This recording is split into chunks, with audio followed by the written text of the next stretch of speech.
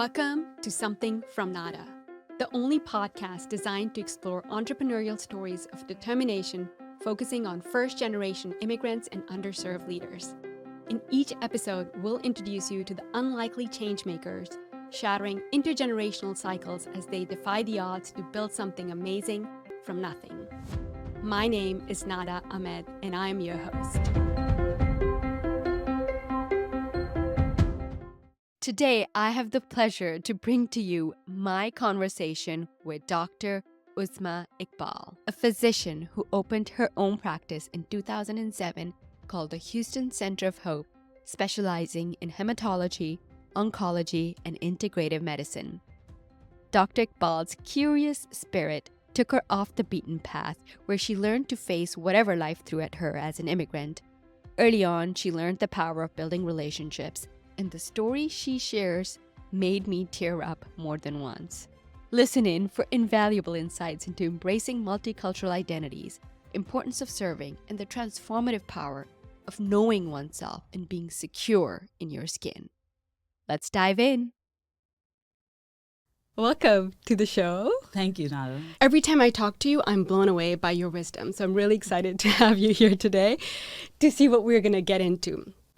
So to start off, to get to know you a bit more, what is your immigrant story? How did you get here? Thank you, Nada. I actually call it the Silk Route. So basically, I was born in Lahore, Pakistan. I did part of my growing up in Dubai because my dad was transferred there for his work. And I went back to Pakistan, Lahore, for my med school. And a couple of weeks after finishing med school, I did get married and moved to New York.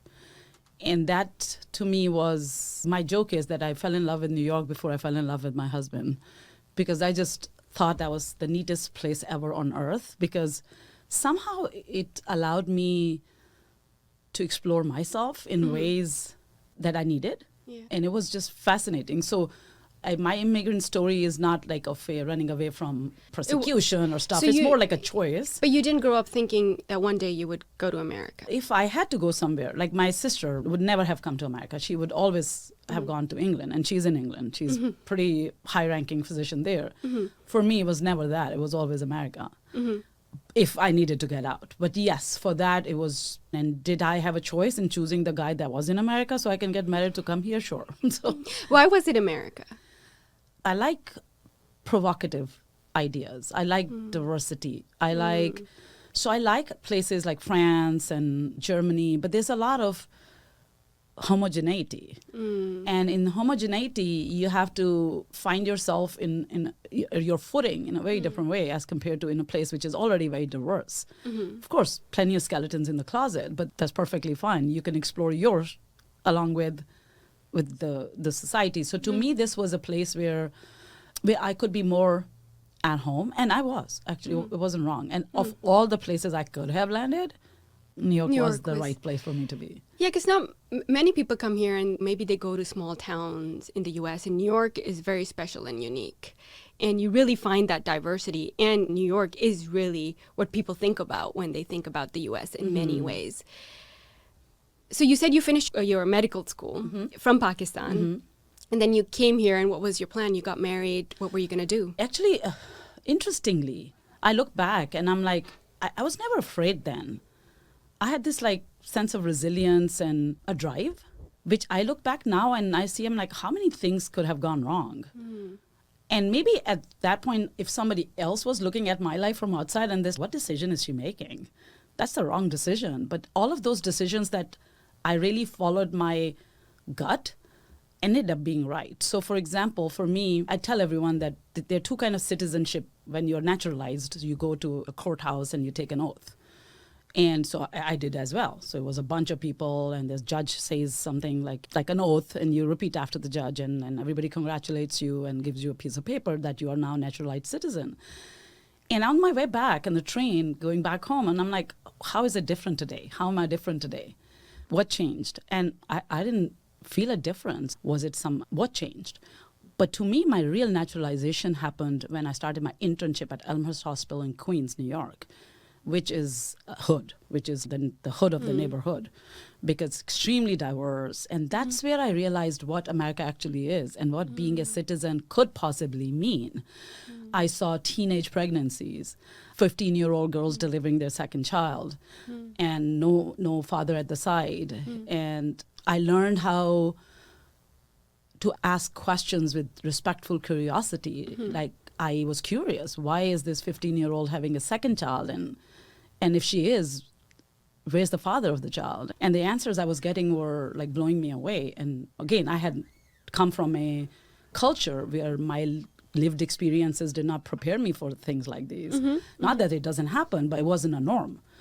Similarly, I saw one of my first co-interns, who I forever am grateful for, is a black guy from Tennessee. He's like a 6'4" guy. And we did 1 year of internship together, day in and day out, 36 hours together. So I got to learn Black America very differently. Both of us were residents, interns.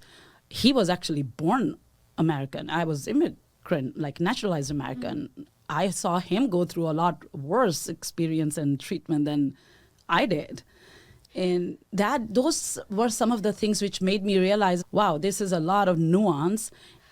America's more than what you saw on TV or read in the newspaper. It's not like the daytime soap operas of Bold and the Beautiful. And we, as immigrants, when we come here and we look at Black people and we think, yeah, they're just like any other person here. And then you realize their lived experiences are very different. And when you go to their neighborhoods and you're like, why didn't I read about this? And why was this hidden from me? And you have to really go out there and be there to experience it and explore it, because many people still don't know about those experiences.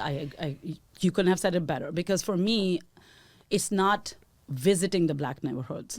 It's being friends and break bread and share on-call rooms and spend 36 hours for a year on duty and observe people's reactions towards him and towards myself. For me, I could have been a little bit more conscious that I was the immigrant. Yeah.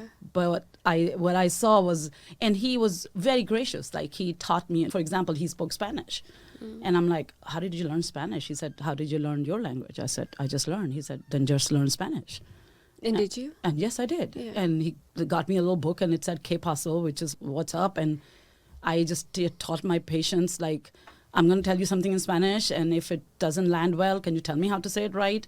So I became pretty fluent in Spanish. Because most of your patients were Hispanic. Yeah. And these were like, I did 6 months of OB, and by the time these Hispanic ladies would come and deliver their 5th child, by the time I could get an interpreter to come translate for me, the baby was already out. So I was like, I better learn this thing, because, and I find it fascinating how he taught me. And it's not just that, it's just the patience as well, because that allowed me to just have a different immigrant lens. For me, then I wasn't like a victim of some circumstantial immigration. I was like in a position of, like, I could actually be part of a solution if I chose to be. But for that, I needed to get myself out of, I'm in the line to get help because I'm the immigrant.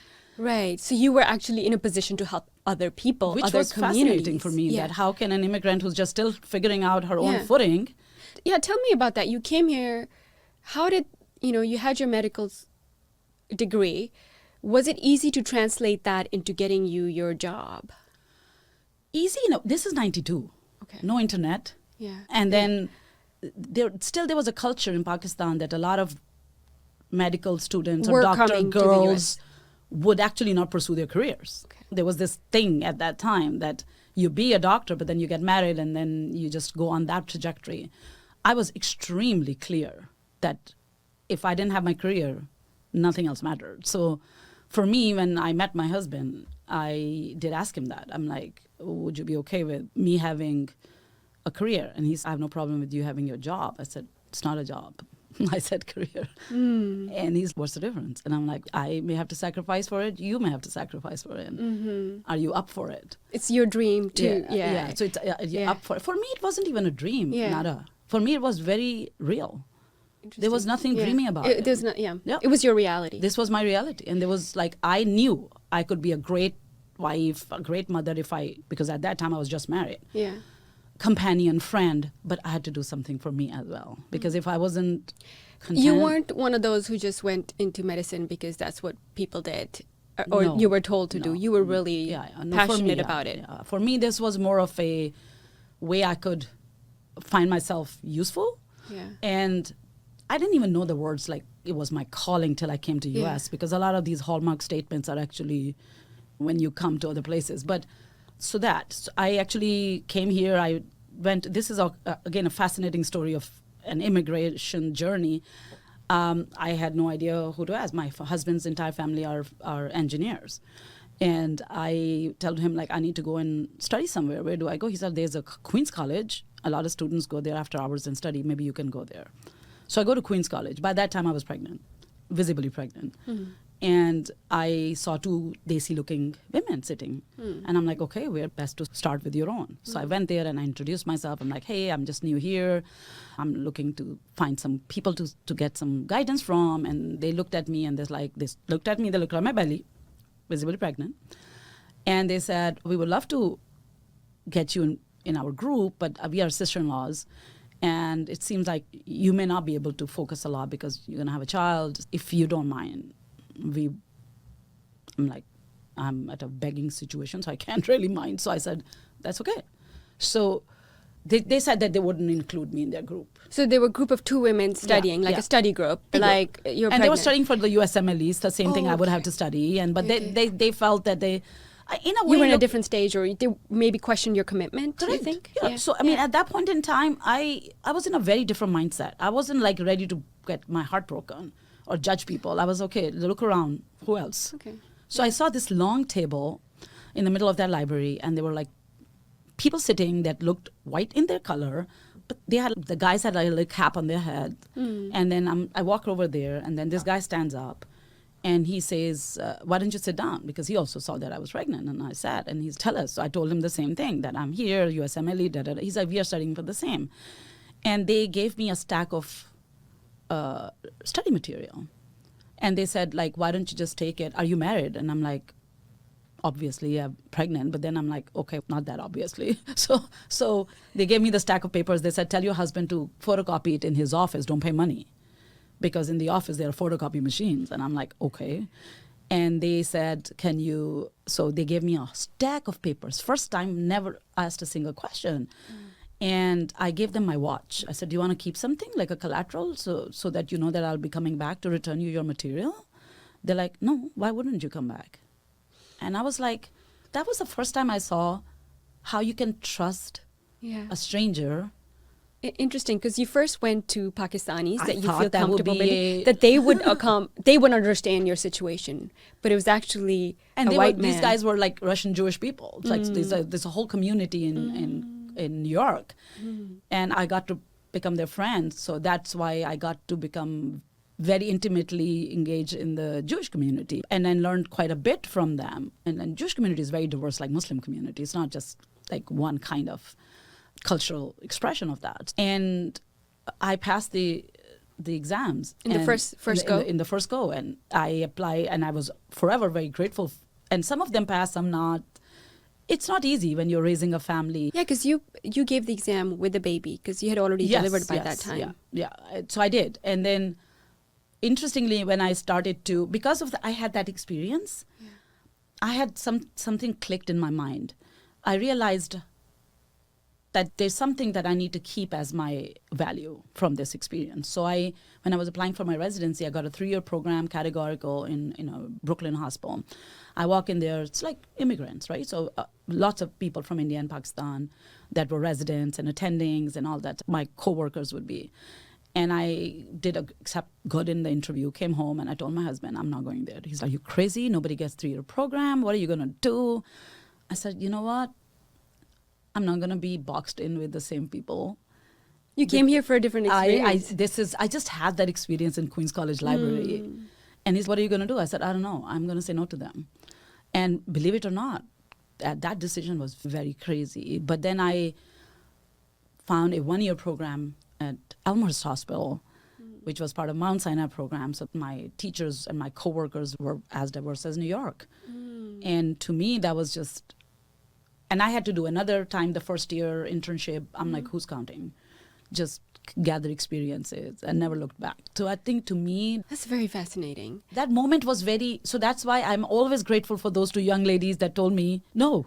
Because if they didn't tell me no, maybe I would have found what a lot of immigrants do, which is find an insular, safe space Yeah. and never explore. Yeah. And then live with that belief that we will never be accepted here. Or That we they- may never be accepted. Or we may Yeah. never be accepted here. Because many live with that way and with that sense. And many may not be accepted the first time around. But then when you look around and you say, how many times we accept the people in the first go around, then you realize, and then recognize the diversity in people, like Yes. judging people into groups and saying all people are like this, all white people are like this, or all brown people are like this. That's not true. right, no. One of those girls actually did not pass and called me and said, could you please give me your study materials? And my husband was like, I'll be very upset if you give. And I'm like, no, that's okay. You know what? Close the chapter, close. I got what I needed. So to me, I think one of the very early lessons I had in that was really just go talk to people. Yeah. And then there's the managing that, integrating with people and accepting the place where you're at, but then also maintaining ties with your community, right? Like with those Pakistani people. Do you think ever there was like a conflict there in maintaining that equilibrium or maintaining those relationships? Or you felt at home in both? I think I felt at home in both. I chose exploration more than comfort. But that's just naturally your spirit, right? It seems like you have an adventurous spirit. It is. That It is because in a way that I think part of our lived experiences also perpetuate our next step. For example, if somebody has a very bad experience in integration, they may not take that risk. again. For me, and that's what I tell other people too, that know who you are.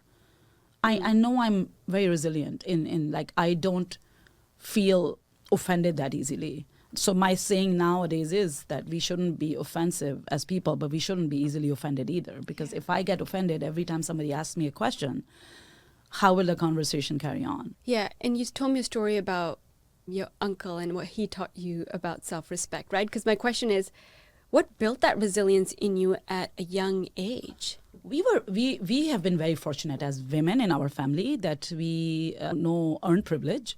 You're born into a family. So we were born in a family where women were respected, revered, and invested in. My aunts, who are now maybe like in their late 80s or 90s, they all, if my grandfather was moving around, they would stay in maybe a hostel of that sort and then carry their education. None of them had a job outside the home, but they were all like masters. My mom had double masters in literature. She was a poet, writer. And for me, we were raised by men who weren't using the lip service. They really believed that these women need to be invested in. So the story I shared with you was me and my cousin, we were visiting her home. We were young, maybe in middle school. And as all middle school cousins, we had a fight.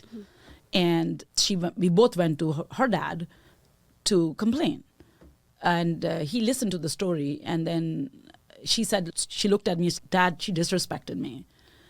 And he looks at both of us and that's all it takes for you to get your self-respect damaged? How are you going to go through life? Go back and work on it. He didn't take anyone's side. Sometimes I talk to my cousin. This was, I don't even know, I was like 10, 11. And I said, what did you learn from that experience?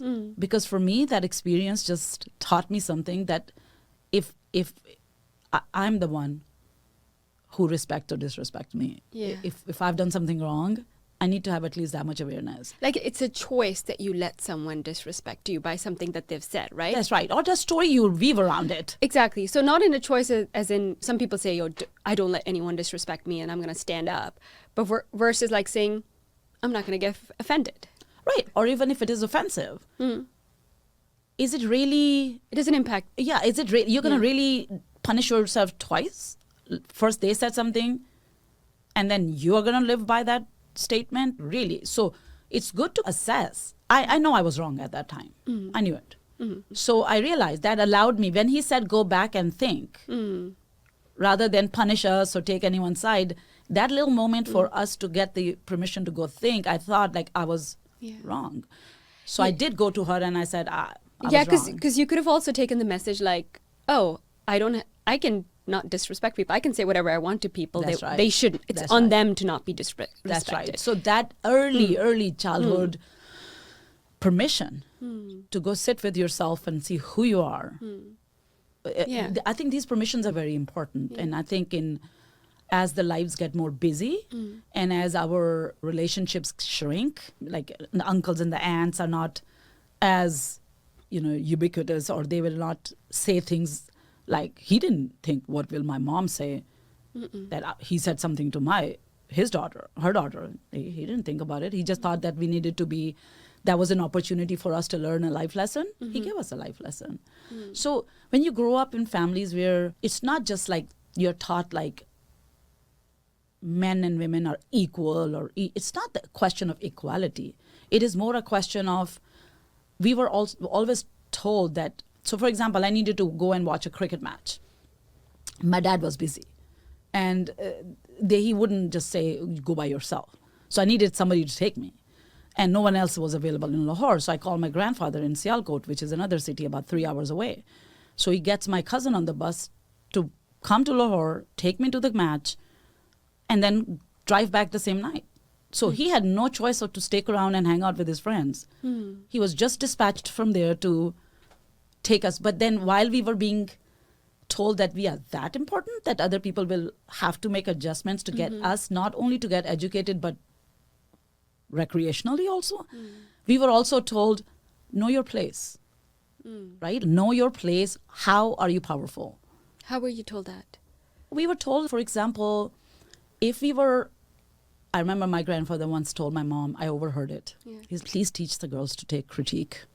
It's going to be difficult for them in life. So they were very honest with us. They would have debates. Yeah, because sometimes we shield our girls, and we do that here in the US too, from that kind of critique because we don't want to hurt their feelings. Right. Or they say like a lot of young girls are not exposed to the same level of competitive sports in the way men are. So they're not used to that same level of failure or being criticized or being in the arena and told like you weren't good enough. Yeah. And if you don't do that often enough, you don't build resilience. You don't. And again, one of the early childhood memories I had is that we would have debates. One of my female cousins, wanted to go to engineering school. And women weren't going to engineering at that time, that many. And then so my grandfather said, well, let's debate it. Okay. So we debated, the parents debated, and the kids debated. Yeah. And we on won. why you should be allowed. Yeah, and we won. They never prepared. So that was your culture at home, to debate. Yeah, you debate. And women were part of the conversation. Oh my goodness, Always. yes. And if we were off, we weren't taken to the side and told you were off. We were told you're off. So for us, but you were treated as equal, so there was no conversation ever about feminism. Exactly. So the question was, I realized it much later, that the way feminism was ingrained into us was more of not just having choices, but choosing wisely. Just because you have choices doesn't mean, if you don't have that agency to choose wisely, or not given the knowledge to, or not given the parameters to choose wisely, you could get confused with choices as well. Absolutely. And I think there's research showing this, that having more choices doesn't mean that you're going to make better decisions. Right. And in the end, it is the better decision that you need to make. And better decision can be different for Nada, different for Uzma, different for anyone. And more choices can also make it debilitating, right? Today, young people go on dating apps. They have plenty of choices. Right. But that also there's research saying that when people go on Tinder and try to find their match, they often think there's something better out there, so they never are willing to commit to any one thing. Actually, they're not wrong. There may be something better out there, but then what are you doing? I think this brings me to another value that I really abide by, is that know yourself. Yeah. So you've said that several times.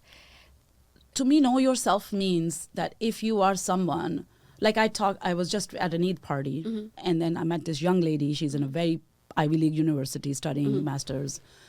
And I was asking her, what are your career choices? And she just enumerated them like 1, 2, 3, 4, 5, 6, 7, 8, 9, 10. I'm like, fabulous.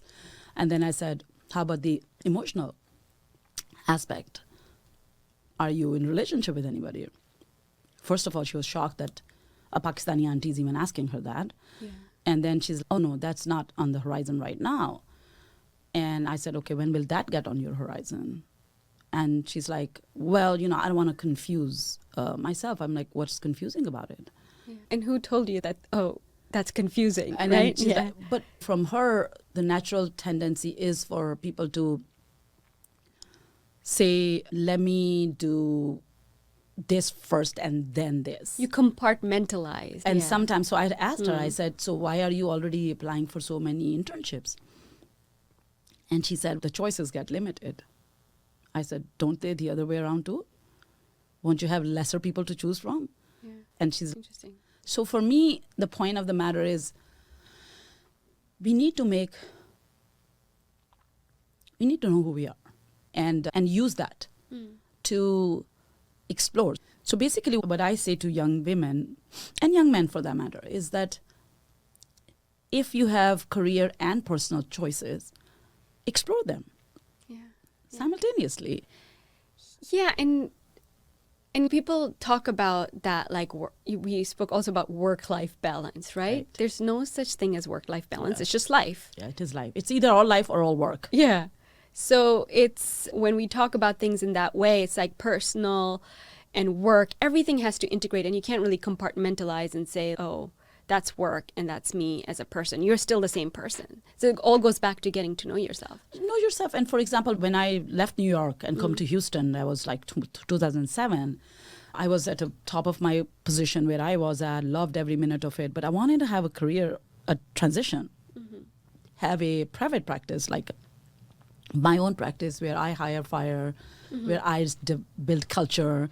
And other people are like, I have the entrepreneurial desire. So you were at the top of where you were at the hospital. Yes, yeah. And what kind of things led you to say, you know what, I think I'm ready for something different now? Was it just like the number of years you had spent doing the same thing? No, I was only there for 5 years. But for me, what was going on was I was looking and I was like, oh my God, in this position, I'll have to spend another 15 years. And do I want to spend that, or do I just want to explore now? So I asked a couple of my mentors. I was very fortunate to have amazing mentors in my life. Many of them were Jewish professors. And I asked one of them, I said, people say, don't do this right now. This isn't the good time. And he looked at me, he's like, is that what I taught you? The good time is when you want to do something. Go do it. So it's these little permissions. We don't know what we are telling people. Right. So I moved here in 2007, and a lot of people think that I moved here because my husband must be in oil and gas. He didn't even come here till 2 years after because... You moved here first. I moved here first because I'm like, both of us shouldn't give up our jobs. So you quit your job. I quit my job, yeah. And you came here. Did you have family here? Why did you choose Houston? I looked at different parts of the U.S. Texas was still better for medical practice, and my brother and my sister-in-law were here. My husband's family is in Northeast, so we decided that maybe the closer to the family may be good, so we came to Houston. And there was a hospital that was in the community and wanted to develop a cancer program. So I came and I started that cancer program. To me, it just allowed me to build my own practice, become part of a community, very like suburban community.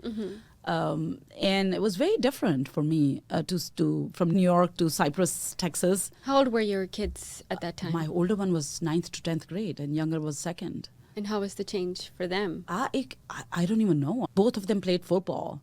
Yeah. So I think when they saw the camaraderie, they found the brotherhood in football. Yeah. And they got accepted because that would... So there's more than one family we can be part of. Right, absolutely. Do you think they adopted that adventurous spirit from you? Like they were open to that? I'm not sure if they're that open, actually. Yeah. But you know, like a lot of people are very hesitant in moving, especially teenage kids. Yes.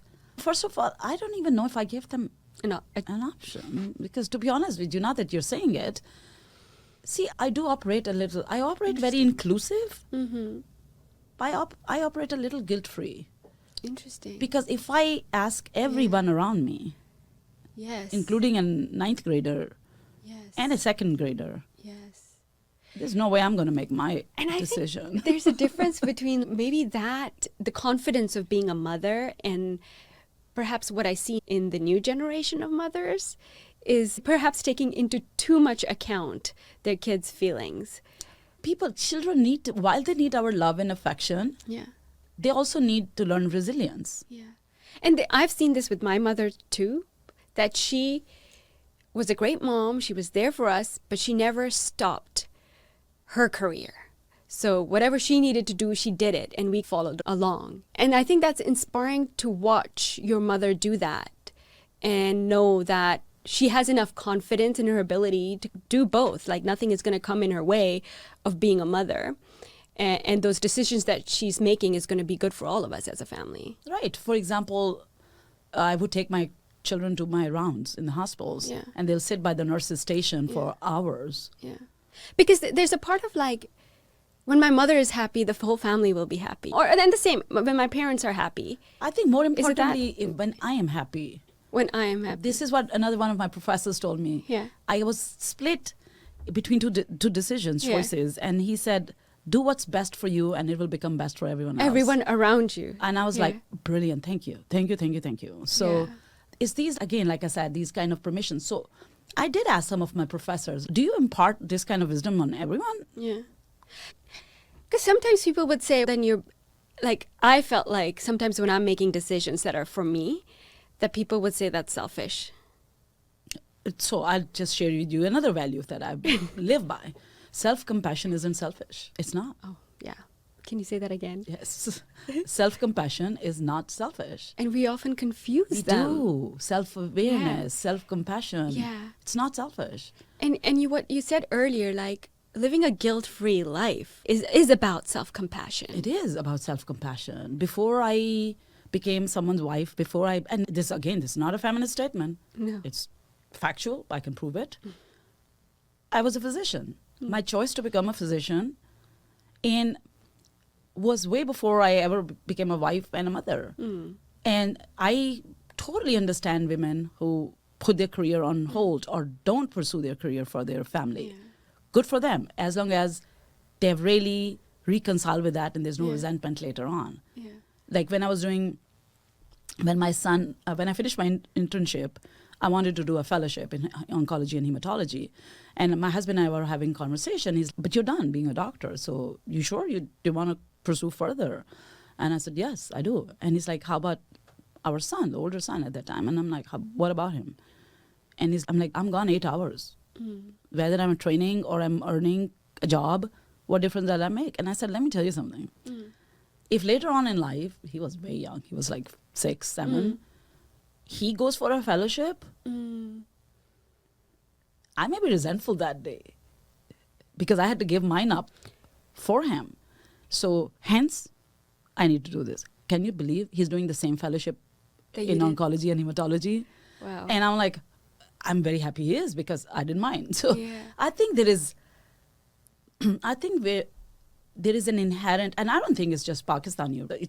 It's Caucasian women, it's black women. It's just women thing.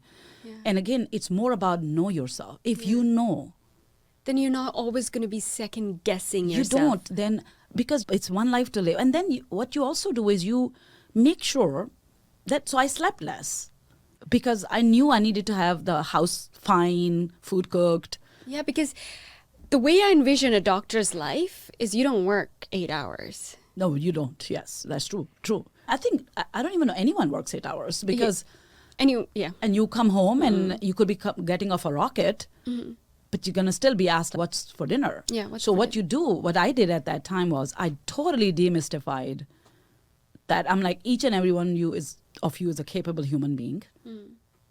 You can fix yourself some dinner.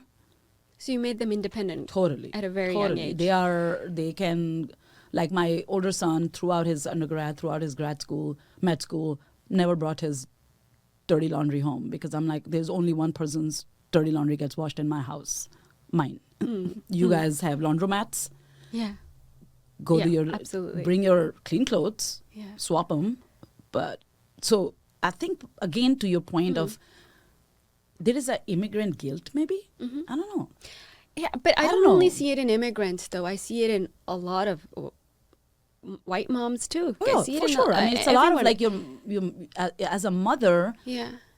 your opinion should be second to someone, judge your child. Yeah. And again, not a judgment, but Yeah. I think it's all exploration. You just train around. Yeah, and I think it comes back to what you're saying. Know yourself and being confident in who you are and not letting what the society or whatever our beliefs are of a mother should be doing get in the way of what you think is the best for you. It's actually a lot of hard work because I knew where society is going to, I knew it. Yeah. I knew where the society is going to come and say, you haven't done this, you haven't done that. So I made sure all those things were done. Right. Food was always there. House was always clean. Did you get help? Oh, 100%. And that's okay. Not only okay, necessary. Mandatory. And I told my husband the first thing that is going to come when I'm independently earning is a housekeeper. And she did. And when the kids grew up, people said, why do you have a babysitter now? I'm like, she's not a babysitter anymore. She's sitting me. So, because I don't, yes. And you know what? If you sit down one day and do economics, you can get someone to come and clean your house if you have to work outside the home. Not everyone is privileged that they can do that. But if you have that luxury, how you use that dollar as a resource is totally up to you. So I did not get my hair done many times. I didn't get my nails done many times because I used that fund that nobody would have any problem with me getting my hair done once a week because it's okay. I'm a woman. I should. Yeah. But getting someone to come and clean your house is all of a sudden objectionable. But don't ask. Yeah. You make the math and you make it work. Yeah. And I have told all my mentees, actually, I tell all my male mentees, make sure the best gift you can give your wife is a cleaning lady. Yeah. And then, so one of my son's friends from, on my son's wedding, I was seeing him after 8-10 years, and he came and I have a cleaning lady thanks to you. Yeah. Because you said something to me that stayed with me. So I think it's very important. But these things sound like, how can you be an entrepreneur and go out and do all that? And then come home and do all that. You know then what doesn't get done? You don't get quality time spent on yourself, hence your loved ones, which usually is a spouse. Yes. Yeah. Or even with your kids, right? Kids, because kids are there selfish. They'll take from you. They'll take from you. And you have that inherent nature of protection. You'll give it to them. But it's usually your partner. That's that just, let me do the dishes first. So the movie gets passed. Right. So it's, yeah. Believe it or not, it's an important thing for us to do. Yeah. And just I think by talking to you and highlighting, why those relationships are important with your partner too, and building those relationships, like that young person that you met and who was like, no, I'm just going to build my career. But knowing to live a full life, we're humans after all. We're not a machine who's just going to be productive and make money and then be happy doing that. It's the relationships that also help us know who we are, because it goes back to that, to live a happy life. Oh, absolutely. And I also think you need to diversify your community. Because if we only sit around with the people with the same lived experiences, we won't get these provocative, diverse point of views. Yes. So on that, since you've mentioned a few times that you've had some big influences from people in the Jewish community, and we live at a time where things are very dicey and divisive, and we're polarized in this country and all around the world. And if as a community, if as a Muslim, all my friends are from Pakistan and I don't know anyone who's Jewish, how will I be able to relate to them and understand them? So can you talk a little bit about like how has that influenced you and why that's so important today as we're living in America, which we call a melting pot, but are we really integrating with each other and breaking bread with each other? That's very important what you just said. It's just not like being colleagues or class fellows or co-workers. Is who comes to your home, who attends your kid's wedding, how many bar mitzvahs have you attended, how many baptisms or Palm Sundays, or so. To me, part of that is our religion. Also, it is about cohesive living. Yes, it is an Abrahamic book people of the book. To me, I think what I've realized is that there is only so much diversity of thought that can come from hanging out with the people that have shared experiences, lived experiences are the same. So to me, like one of the very early on, when I moved to New York, this is New York in the 90s, everybody said, don't make eye contact, don't talk to people, don't talk to strangers. And I was studying in the library, and I came out, and I was keeping kosher at that time, like halal. So I went and there was a gentleman sitting with like black clothes, long hair, never seen anything like that. And I picked up a kosher hot dog and sat there, and this guy looks at me and he says, you don't look Jewish. I said, you have to be Jewish to eat a kosher hot dog. And he never answered that. So I picked up that and I said, what are you reading? And he told me he's reading this book called Path of the Just. And I said, I don't understand the script. What did he say? It's Hebrew. And I said, do you have an English copy? And he said, no. It's an old text, so we may not have any. But if you give me your address, I'll look for it. And I just wrote down my address on the napkin in the hot dog bag. Came home, told my husband about this fascinating experience. Did I not tell you not to give your address and the phone numbers to people? And I'm like, oh, I didn't think it was any big deal. Yeah. A year goes by, and I get a parcel with that book in it. Wow. With half the page was Hebrew, half English. So he thought, and he looked for somebody that he didn't see eye to eye with. He didn't need to. Right.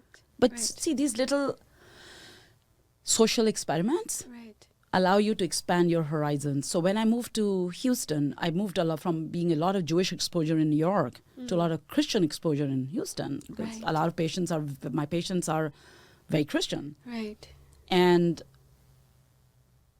when I went to Hajj in 2017, I decided I'll wear a scarf, I'll wear hijab is how it's known. Although hijab is a lot bigger definition than just like fabric on your head. But but my patients were very intrigued.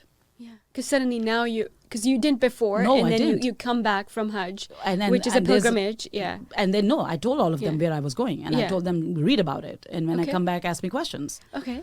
And they were like, how long are you going to keep it? And I'm like, I don't know, 4 to 6 weeks. I don't know how long I'll be comfortable with it. But then it was September. So by December, they realized that I was still keeping it. And that Christmas, they gave me so many scarves, Nada. Wow. That they brought like scarves after scarves. Like they accepted me with that identity. Yeah. So if you are genuinely present with each other. Yeah. People will see you. They do. But then again, you need to also be able to explore. So for example, I had a patient, he told me one day that he hates me. Okay. I'm writing my notes, and this is 4 or 5 years ago. He's, Doc, I hated you. And I'm like writing my notes, and he's, maybe you didn't hear me. I said, no, I heard you. Yeah. And he's like, and then he keeps saying that, I hated you a lot, but then I started to hate you a little less. Okay. And then but now I like you. And then I tell him, like, you may need to stop here because there's no law in this country to hate a doctor, but there's a law against loving a doctor. So you may stop at liking. And then we both laughed. And then this was a racist kind of hatred towards you. And I said, okay, what happened? And he was like, I don't know. The more we spent time with each other, I was making these little gestures that I hated you, but you weren't receiving them. Weren't you angry? Yeah. I said, no, sweetheart, you were carrying the anger for the two of us. Yeah. I wasn't angry. So you didn't see it? You didn't see it? Did you see that anger in him? Oh, you bet. It was obvious. Yeah. I made sure my office staff was safe. Okay. Yeah. I made sure so that you were aware of 100% aware. So sometimes it's not just that you hold space for each other for love. Yeah. Sometimes you have to hold space for each other for hatred to get processed. Yeah. Because it's not over. People have their stereotypes like us, decades. Yeah. It's not going to just change overnight. You got to hold that space where... Because some people, what they would do is if someone's treating them with anger or aggressive, they're going to confront them, right? And you didn't do that. Yeah, no, because for me, I knew that...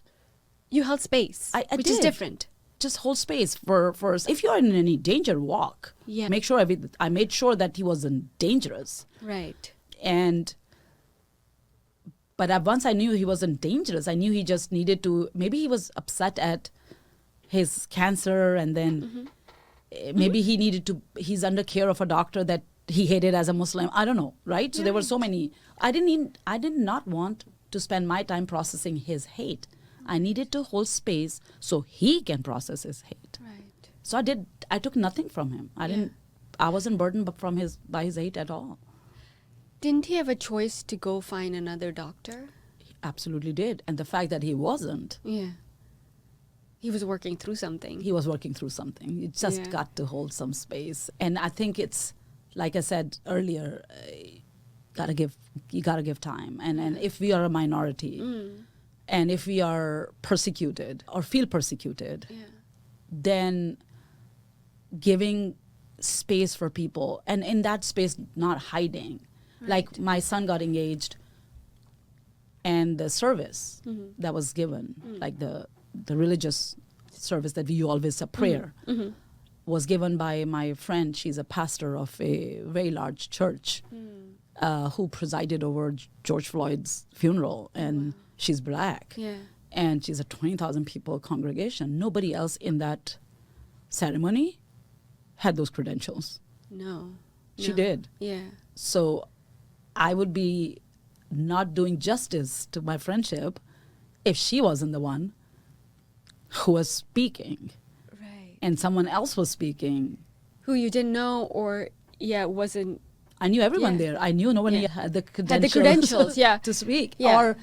or wisdom. Yeah. And when she would say the right things. and when for she you. spoke, there was a lot of word of God, but it was love, and it was coming together. And her son, who was in med school, and he was invited as well, she told me that he went home and he said he's never experienced anything like that, that in a gathering full of people, like a pastor would be delivering the service, where so many people could deliver the service as well. So this is where I feel that kind of trust building happens, where relationships happen, because we need to, guess what? Breaking news. This is America. Second breaking news. Our kids are Americans. Third breaking news. In a couple of generations, the culture is all American. It gets diluted out. And we have no idea what people will be, and we have to stop living in fear. Go with values. You can't always, if religion is what you want, if faith is what you want, build a strong faith, inclusive faith that never made us afraid of anybody else. That's not how you propagate your faith, by being afraid. Fearful that the next generation might lose their faith. Well, because they might, but then make sure. But a lot of people that you live with that fear. And if you want to do that, then don't make them afraid of. Then put the value system, make them be identifying that with its, and allow them. So there's two different things. One is questioning, and one is asking a question. Sure, we shouldn't be questioning some of the things, but let them ask questions. Like if they're confused, if they don't ask you, they can ask someone else. This is where I realized that. So my son, his name is Cyrus. You only have one son? No, I have two boys. You have two boys. Yeah. Cyrus and Salman, they are 7.5 years apart. So Okay, nice. Cyrus is born in 1992. In 2001, September 11th, we were in New York. And his next few years in school were very telling, because that was the intense anti-Muslim. And you noticed that too. Oh, as he a noticed family. that. He would play like football, and if he would tackle somebody, that person told him, "You're a terrorist. You know how to take someone down." So for us, we needed to see, as a parent, how do I let him process this experience? So I asked him. I didn't tell him my story. I said, "How did that make you feel?" And he said what he thought was right. It hurt me, but that's not my reality. So sometimes, if we let the kids process it without our inputs, which come from our learned experiences Right. of that fear, Yeah. they're actually pretty intelligent. So one time he went to this Quran class, Yeah. and then this imam asked him, why is your name Cyrus? It's a non-Muslim name. Yeah. And when he came and he told us that, and then my husband was pretty upset. And I said, before we go and fight with the imam, let's see what Cyrus said to him. So I asked Cyrus, what did you tell him? Cyrus said, I told him that names are not Muslims, people are. Abu Bakr, Umar were all non-Muslims names before they became Muslims. Right. When they became, I told my husband, we don't need to fight with no one. There's nothing to fight about. There's nothing He to fight. handled it. No, I don't even know. It's not from my parenting. I don't think but it is in a way.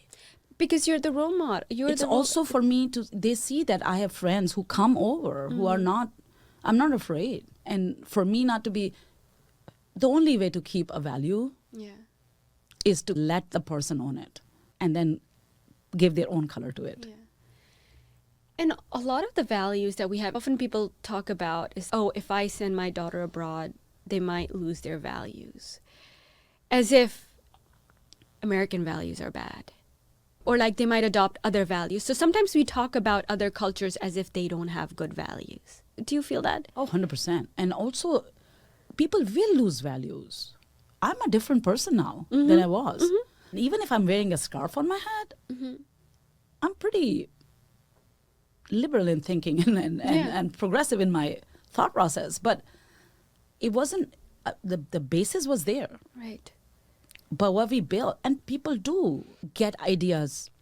Get influenced. And influence. And may move away from their culture, religion. But in order for you to prevent that, it's not like a hard stop. You need to let them know what your real true value is. What is the real true value of Islam? The real true value of Islam is very different than if you want to carry the whole Islamic franchise of Pakistani cultural Islam. That's just too much for any young American kid to carry. And so then just teach them the basics. Let them explore it in their own ways. Yeah. And there's no way you can stop. Yeah. You can't stop that. Yeah. And I think a lot of the fear, we spoke about the fear comes with this expectation that I have failed as a Muslim parent if my kids don't end up carrying the faith, for example, or continuing the same values or cultures that I came here with. So again, there are two things here, faith and culture. Losing a culture Islam is multicultural, right? But we want no black Islamic culture. We want only our culture, right? So there's that kind of division, which a lot of young kids are calling out. Yeah. They're like, no, that's not how it works. Yeah. So you can't be a better Muslim or a worse Muslim because you come from a certain culture. So we have created such a convoluted, so a parent can't think. If it was important for them that their child, and most parents would want their child to have the faith, same faith. But then talk about that. Don't talk about all the rules, all the paraphernalia and around the doctrine and all these other things, because the basic core is to having just that That's faith. what is confusing. Yeah. If you really think that your faith, then say it like that. It is very important for us, for you to carry your faith. Because then live it, then let them be part of it, let them love it. Let them do it in an independent way, as they're going to have to. Yeah, right? because you cannot prescribe to them how. No. Because what faith was to you, it would be different for somebody else, for your child. Exactly. When we say religion versus faith, basically, you got to make sure that the kid spends a lot of time outside of the house as well. And when they are inside the house, they are learning a lot more by seeing than hearing.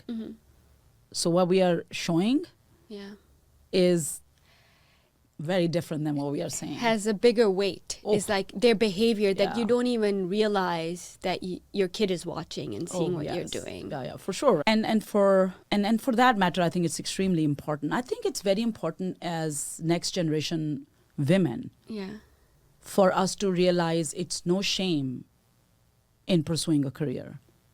It's no shame in, after you've pursued your career, you decide that for my family, it's important right now that I don't work and I raise my family. There is no shame in going back and picking up your career. But just remember, time passes by. So if your career is important to you, Don't put it on hold to a point where when you go back, 10 years have passed by and now you're not even relevant in that industry. So stay engaged, take classes, keep personal development as well along the way. Yeah, because it's about being like strategic with your life too. Oh, Because the same goes for having kids too, right? Yes. For women in particular, if you want to have kids, there's a right age. Well, the right age overlaps, right? Your most productive years are the most reproductive years too. Sometimes people just hold off on the reproductive years because of the productive years of career, and then a pressure is different. If once people know what they want, and don't fight. I was listening to one of your podcasts about white feminism. You already, as a Muslim woman, we have immense rights. Right to a marriage of choice. Right to get out of that marriage by choice. Right to marry again. And in Islamic tradition, if you are breastfeeding your child, you can actually ask compensation from your husband. Because, if we choose not to study our religion and not just go out. So for me, one of the things which I realize is like for people to change culture, a movement needs to have shock and awe and ground game. If you only have these bumper sticker shock and awe statements and no ground game, not going to last too long. Because it's just talk at the end of the day. It's talk at the end of the day. And one of the ground games is I have 2 boys. I raised them with the values that I wanted other guys to have. The end. Revenge taken. No need to fight with anybody. But I also think that this cycle of, like I was talking to a friend of mine I had a very hard time with my in-laws, and she had 3 sons. She said, finally I'm at a position where I've gotten my rights. And I said, okay, I just have a question for you. So when you have 3 daughter-in-laws that are going to come, are you handing them the rights from start? Or are you going to make them fight for them like you had to fight? So she stopped. And I said, that's where real true success comes. When you had to fight for it, but when someone else comes along the way, you hand it over to them. They don't have to have the same fight as you. Then you say, I am successful. Because that's when you have internalized the lesson learned from that. And you close the loop. Otherwise, this is a loop. A lot of things that we go in are in a loop. To me, I think my entrepreneurial journey is almost the same as it's like the curiosity of building and hiring and culture setting. Like I did not start my clinic at 8 because I know a lot of young women that come and work have to drop their kids at school. At 8, So you were inclusive of that. So we started 9. You started 9. And then if somebody had to leave early, then they would. So they were flexible hours before this was even a thing, because then they didn't need to quit. So people stayed for 13 years, for 12 years, and because they could see themselves as part of that. So I think for me, being a physician is not only providing medical care, it's also being an advocate. It's also being an activist. In every, like that encounter with my patient where he very clearly expressed hate. You could be an advocate, you could be an activist, you could be a leader. You could be anything you want to be. Every encounter, any encounter. No, and that is true. And in whatever profession you are in whatever profession you are, you're going in there, integrating with the society, communicating with them, and it's how you show up as an advocate, as a support for them, as a leader for them, as a way of role modeling not only an immigrant from your country, but as a woman, as a doctor, right? Oh, of course. And then again, like being very curious about the fact that if you want to learn from, so once this whole thing started when Muslims are afraid of going to the mosque, right? I realized some of my class fellows in Pakistan were Christian. And never once did I ever think, do they feel safe going to the church? It didn't even ever occur to me. So I called them. I'm like, I'm sorry, I should have asked you earlier. Do you feel safe going to the church? Because now that I don't feel safe going to the mosque.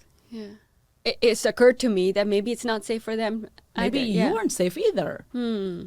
And then the stories they told me was like, I'm like, how could I have been so blind? Absolutely. Because that's where I was in power and my majority. And Yeah. And that's the whole thing when we talk about diversity, equity, inclusion is like, when your lived experience is not that, you don't even know what the problem is. When there's a movie in which, when NASA hires these scientists that are Black women, and they don't even realize that they don't have a bathroom for Black women in that part of the department where they work.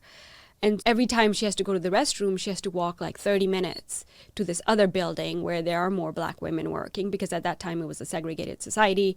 They could not use the same bathrooms. And until she brought that up with her boss, and he was like, I would not have known that's a problem, because that's not a problem for me. But now that you've raised it, I'm going to create another bathroom here for you to be able to go to. So sometimes when I say we have to also redesign our workplaces, our professions, to include more women, because maybe 100 years ago, there weren't that many women doing what we're doing today. So we have to rethink how, with motherhood and how with our other demands that are different than men, how do we design that and be part of actually changing the system and redesign? And in order for people to design things around our needs, we need to serve. If you're not at the table to serve, just asking for rights can only get you that many rights. Yeah. You have to be at the table where decisions are made. You need to get there. You need to be involved. You need to serve. I served as the chief of the Council of Chiefs of Staff at Harris County Medical Society. I walked there and I was in the company of about, 50, 60 guys, mostly white. And I could have taken that as I'm the only woman in this 60 white men, or some not white men also, but mostly men. And I could have taken that as oh my God, I've been oppressed for that long. But then I started to realize, what are the committees made of? It's many times all men. Right. So they serve. Yeah. So if they are the ones who are serving, the chiefs will be chosen from them. But then why aren't women there? Because they probably go home from work and they have to take on their home duties. Other responsibilities. So then hire someone at home who can then clean the house for you, do the laundry for you. So you actually can go and sit at the committee while no one starves at home. Right. So hence, it is so important for you to know that if that is important for you. So when I went there, it was Ramadan, so I told them like, hey, I need 5 minutes to break my fast. And they're like, okay, we can open another room for you. I'm like, no. I'm not going to do anything obscene that you don't need to see. I'll be I need to eat a date, and then I will be back on your meeting. And they were some of them were curious and they came and asked, and some of them were not curious, but they probably went home and asked. Yeah. But what I'm saying is, if you're not there, we're not there because we need to serve. We need to serve. I'm not saying that the world isn't unfair. It is. But serve as in be in places, volunteer, serve on boards, things that maybe are or not have even... conversations like these. So what you're doing is also is important, because it's not all about like how many downloads your podcasts get, or when I coach, who am I coaching?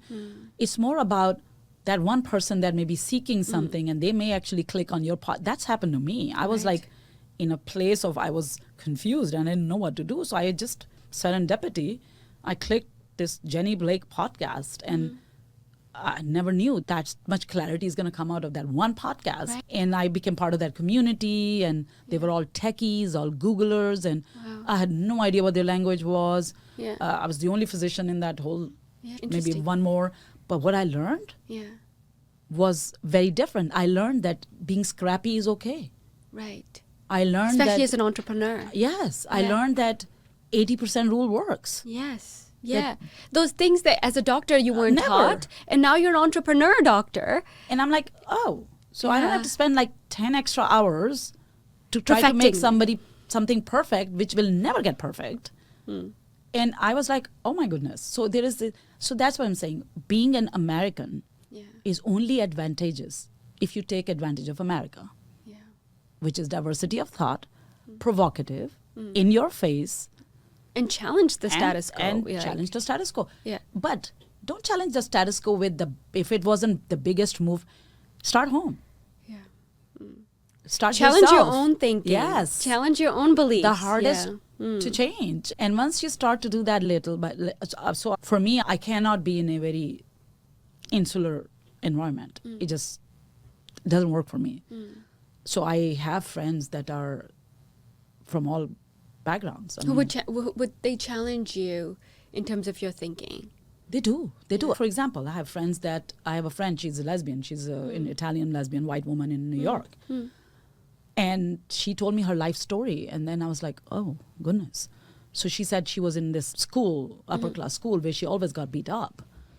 And then one day she came home after getting beat up, and her mom beat her up.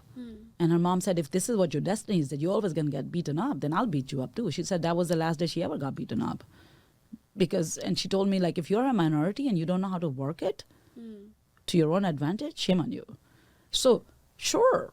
I'm like, wow, because when you sit with people, they will tell you their stories, which is not a lesbian white story.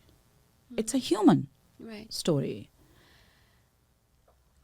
Have you had thought one way about something and then had a conversation with someone else who thought something completely different, and then they allowed you to change your mind on something? Very much. And I think a lot of it is actually happened from my professors and also my patients. Because I'm an oncologist, so when I'm talking to the patients about cancer and death and dying, people are very honest. And they are trusting you with their deepest secrets. And they tell you things. So it's almost like a way you look back and look at their entire life and their decisions. And in that way, you can do the same exercise for yourself. And it has helped me get a better understanding of my own faith and the liberties it allows me to do. Like, it allows me to actually be with someone. Like, there was a patient, many, but one who I felt that wanted to pray, but very Christian by faith. And I said, do you want to pray? And then she said, yes. And I said, okay.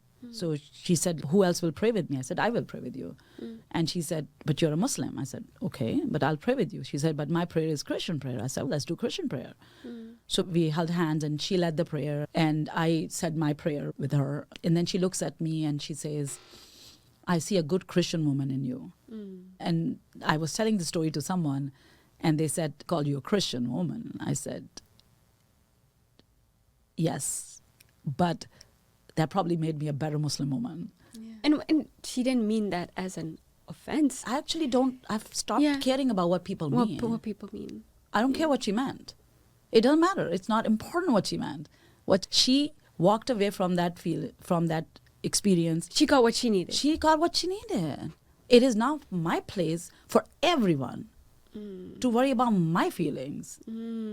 It's okay what she said. It doesn't matter. Did I become a Christian woman after that comment? No. So it actually didn't matter. And if I had a problem with thinking that her prayer was going to a different God than mine, my faith has a problem. Right. Because if my faith is that there is one God. Yeah, exactly. And that was something I was telling someone the other day who were like, oh yeah, we should be able to stand up for our religion. And I'm like, do we have to? I mean, if someone criticizes us or our religion or our faith, that's going back to, is your faith so weak that just because they criticize it or poke some holes in it that you have to even if you want to stand up for your religion, it's not stand up with anguish and angst. Yeah. It's actually go back and see what part of your interaction with them made them not understand the good in your religion. Yeah. Did I need to change something? Are we really the best advocates of our religion? Are we putting the best foot forward? Yeah. And just like we take religious duties as, there are very personal religious duties, but we also take them as upon ourselves to protect. It's not an individual's duty to protect everything. Right. It's an individual's duty to do the best character portrayal. Right. Yeah. So they find and they're like, oh, I want to be her. Yeah. What is this? Rather than, because I think I tell my patients sometimes when they come, because again, being an oncologist, there's a lot of death and dying. There's a lot of hope and honesty. I tell my patients sometimes that my degree is MD, not GOD. So if we are looking for miracles, you and I will look together. What is GOD? God. Oh. Because to me, I do tell them that Yeah. I cannot promise you something Yeah. I can give you. Yeah. But if you're looking for a miracle, Yeah. let's explore what that miracle is. So if someone says, I don't feel like I'm ready to die right now, or no one is ready to die right now. But then what does that statement mean for that particular person? Yeah. Yeah. And you said before you would tell your patients that when they're going through something, they're going through cancer treatment or whatever, that I understand how you feel. And you don't say that anymore. No, I actually don't, because that's another thing which I learned, and talk about what changed me. I was in an elevator in a hospital. This was in New York. And I was coming down, and the elevator passed the second of the floor where there's labor and delivery. So I saw this young man got in with a car seat, and it's a boy, balloons, and a lot of like toys and stuff, and looked very tired. Yeah. So he got on the elevator, and I said, oh, the brand new kid kept you alive, kept you awake all night. So I said that you're a kid, and that kept you awake all night. And then he didn't answer anything. And as we were getting out, he said, I had a stillborn. So the child was born dead and never saw the empty car seat. There was no child he was taking out. And to me, I was like blown away by the urgency that I thought, or the privilege that I thought I had to speak something, because I could say something. And I had to, I continued to quietly walk with him because, and then just, as he got closer to the car, I said, would you ever forgive me for my speaking without really sensing and looking? And can I help you? He said, you can put the car seat back in the car. Wow. And in my, I don't know what got into me. So being quiet. Yeah. Sometimes that's enough. And being there. Being quiet. That's it. Yeah. That's why it doesn't matter if somebody says, you just be there. Just be there. Hold the space. Your answers will come. Yeah. But just this urgency of knowledge today, now, my way, Saying is just something. causing us to miss these opportunities. And I'm so grateful he let me put that car seat back. Otherwise, I would have carried that weight on me forever. Yeah. And I share that with all my young medical students that I teach. Don't make assumptions. Oh my goodness, be quiet. Look, observe. Yeah. And the answers will come to you more than what people will tell you ever in words. Yeah. So in doing that, it's been, and that's what my immigrant story has also been. Be quiet, just observe. And don't make everything about yourself. Be more quiet, especially when the America we know is not very quiet. So we come here and we learn how to do the small talk and how to talk and how to be friendly, right? But within that, how do you also learn to just be? That's right. Because if someone has to put words to their feelings, if I say, Nada, how are you feeling? If I see that you're obviously disturbed, you're going to have to come up with words. Yeah. You may not choose the words that are really, truly reflective of your experience. But if I sit with you for a second. Yeah. Or and people do this often, you look really tired today. Yeah. Brilliant that you saw that. And even more brilliant that you did have to ask. And then the answer is either yes or no. And then someone owes you their emotional trauma. No one. Uzma does not owe her emotional trauma to anybody. Nada does not owe her own no one. Yeah. I tell my patients the same thing. Yeah. You tell the people what you want to tell, who you want to tell. And when you're ready for it. When you're ready for it. You just don't have to. Yeah. I think this is just a very externalized, if you're not successful, you're a failure. If you're not on the top, you're at the bottom. Yeah. There's just very binary kind of things. It's just very reductive thinking. Yeah, and life is not binary, right? Oh. And just learning how your career is not only to be that doctor, that oncologist, but also often that person that they don't have. I don't want to use the word therapist, because it's just being there with them. It's all I can do. Yeah, since I have no skill to give anybody life or take it away from them. Yeah. So all I have is I can guide them. I can just guide them. And I tell my patients from day one, if one I know in my human capacity that you should no longer be on treatments, I will tell you. Yeah. You don't have to think about it. Yeah.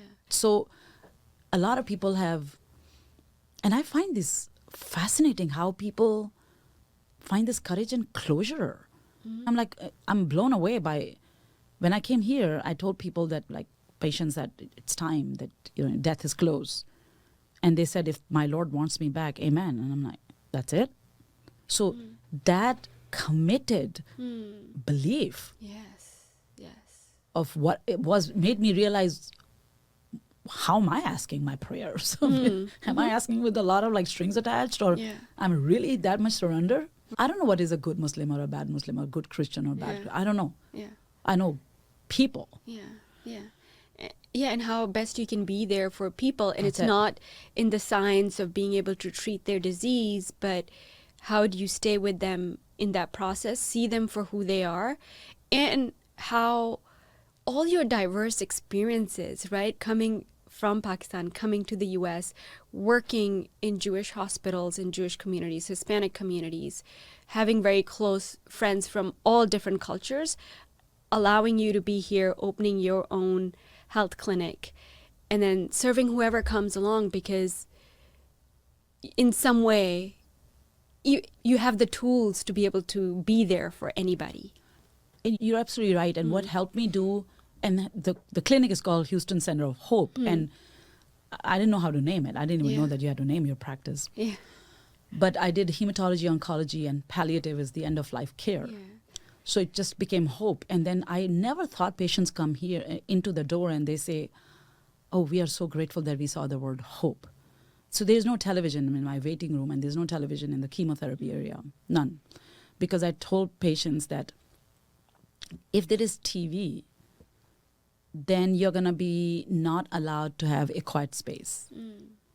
So this 17 years, people have slept, contemplated, talked to each other, prepared their funerals, invited each other to the funerals, and gotten, if one is going out and one doesn't have any caregiver next to them, they'll get lunch for that person. I have seen this community build in a Muslim oncologist office where there are Bibles, where there is, and one of them, a Muslim patients one time came and he's like, doctor, you have Bible in the waiting room, no Quran. I said, do you want to read Quran when you come there while you wait? He said, no, but I'm just saying that. I'm like, no, the patients actually read Bible. So I have a Quran inside in my office. I can give it to you when you come. But this is not a political statement. Yeah, interesting. This is people read. Yeah, and the person's not asking because that's a need, but they're judging in some way. I don't know. They're asking because, again, they're asking because a question can be asked. Because a question can be asked, let's ask it. Okay, sure. But then it's upon us to know which questions are being asked just because someone could ask them. And then tailor your answer to that. Rather than become defensive and, oh no, I actually have a Quran in my office. I'm like, do you want to read it? I can get it to you right now. No, I won't read it. Hence, there's none. So I think that's what part of it is like. People will ask you questions to instigate things. Or in their, I call it ignorant arrogance. Or sometimes... Or maybe they're just saying it. They're just saying it, just the way that you said it to the person in the elevator, right? Like you don't even think a second thought about it. And then here we are getting offended, right? So what you said before, again, was like just process that a little bit. And okay, why is this person even asking me this question? And another friend of mine, again, keeping with the theme, a Jewish friend of mine, says to me, Uzma, not every insult needs a response. And I'm like, dang, where were you all my life? Because sometimes we are just so quick in response that we just hurt ourselves and let it go. Let it fly. It's okay. Somebody didn't understand you. Is it your responsibility to make sure everyone understands you? Sure, after you have done understanding yourself. And so back to that, right? Like when someone listens to you talk, you are confident, you follow your gut, and you have a very strong faith. And they would think that you've always had that clarity of what you wanted to do, and have never faced any like confusion, or should I do this or should I do that, or hurdles along your way, especially when you started your own clinic. Are they making the right assumption? I'm a very flawed woman. So I can start with that disclaimer. Very flawed woman. I think I just put myself on the priority list as well, which is if God created me and sent me here, then I have some rights to this earth and the universe and explore my relationship, not just to the people around me, but the entire universe. And for that, I need some idle time, some time where I'm not bound to performing duties. So I call that the transfer or switch from a creator to a creation mode. We are creators. You're a creator of this podcast. Doing something. You are doing something. So when you're doing something, there's some KPI, some performance indicator. You'll be judged. And I want to have some time during the day or during a lifetime where I can just be like a leaf, just like another part of creation. So I when I get like caught, I try to switch that from that creator to the creation mode. And I'm like, okay, let's just be without a fear and a worry and a performance. Performing, yeah, that's such a good word, because we're always performing. We are. And especially I think in the American society, we have to be productive all the time. Exactly. And then, so it's this so when I was at Hajj, there's part of Hajj where you, like, whatever, 2-3 million people are sleeping on the ground and it's under the stars. There's nothing, you're not in tents or anything. So I woke up, it's middle of the night till the morning. And I woke up and I looked around, and as men wear white cloth and women mostly are in black. I open my eyes and I see like these bodies, because people are sleeping. They look like bodies in white cloth and black cloth. And I'm like, oh my God, what is my identity? I don't know what that thought came from. And I'm like, how am I different than these people? I don't have my passport on me right now. Yeah. I don't have a degree on me right now. Yeah. I don't have my children to boast about. Who am I in comparison to this person next to me or this person next to me? And that was a very strangely profound feeling for me. And I was like, I don't know. What makes you? What is that? If I'm stripped of All those other things. Other things. Achievements. Yeah. the productions, Yeah. and I was like, it was very heavy. But then with heaviness, when I sat there quietly looking at people and realizing that, oh, I better have done something good, because nothing was coming to my mind that I had done. And followed with a great sense of release and relief that a lot may not even matter. Yeah. And that just was so liberating. And it was that thought. And that thought was followed by this like crisp fall afternoon with this colored leaf falling off a northeast color changing tree and just gliding in that cold air, and then knowing it's going to fall somewhere, but not caring, and just like enjoying that. I thought that was so liberating. And at that point I'm like, how do I keep this thing feeling? Because I'm going to go back to the same life where I'm performing and where your titles matter. So I'm like, okay, you know what? I had this discomfort, but then I had this release. So what do? So I decided, let me do something for myself that makes me very uncomfortable. And that will remind me of this moment. And I decided to cover my hair. That's your hijab. That's my hijab. And it's not natural. I made it as a gift to myself. As a reminder. To carry that by putting a bracket around that feeling. It's liberation. It's hugely liberating. Your hijab is a symbol of that totally liberation. That it doesn't matter how you see me or what you think of me. And I had these conversations. There's like this like wonderful friend of mine. He's a neurosurgeon. And he's, of all the people, Uzma, you? Because they always knew I was like always about sitting together, inclusivity. And this is a sign of oppression. And I'm like, no, not for me. And he's, no, yes, this is. I'm like, no, it's very liberating. And he's like, how? I'm like, look, your opinion doesn't even mean anything to me. How liberating is that? Right. And he's, really? I'm like, go home and think. Yeah. And he said, I challenge you. you're not going to keep it for more than 6 months. Yeah. And if you do, when I go to Iran, I'm going to get you a hijab. Yeah. 6 months passed. He went to Iran. He brought me a hijab. Yeah. So it's, to me, again, Yeah. my story is a very different story for, and then that's why when people say, you have found the path, and I'm like, I'm a flawed woman. Yeah, because I'm on a journey. people see you wearing a headscarf or You- whatever it might be, and yeah. they come with all their judgments, their Which assumptions, is fine their too, experience. but it's not like, that's what I'm saying. Our realities can be very, Yeah. very different. I don't even have curtains in the Yeah. house. Yeah, and for that person, if that person is from Iran, yes, in Iran, it is being used as a way of oppression because women don't have a choice. Well, maybe I think he was just trying to see why I did it, because he knows me very well. He knows Yeah. there couldn't be that one specific reason. And then I think engaging him in that conversation and giving him 6 months for him to accept me, and then They liberated you. I think in a way I liberated him from his Yeah. his own Beliefs, yeah. And he, so I told him, I'm like, the only way I'll accept a hijab, like a scarf from you, is if your wife chooses it, because your choice is pretty bad. So he brought a very beautiful one, and I said, who picked it? Yeah. He said, my wife. I'm like, Yeah. I'll take it. Thank Yeah. you. Because Yeah. to me, I think that's what friendships, you were saying how Yeah. experiences and how people's opinions change you. Yeah. I used to first use this phrase, I'm fighting for my rights. Now I tell people, my mentees, myself, my coaches, let's stop fighting for our rights. Let's start negotiating for our rights. Yeah. Because fighting puts us in a mindset Yeah. of winning and losing. Yeah. Either I want to take it all Yeah. or I lost. Yeah.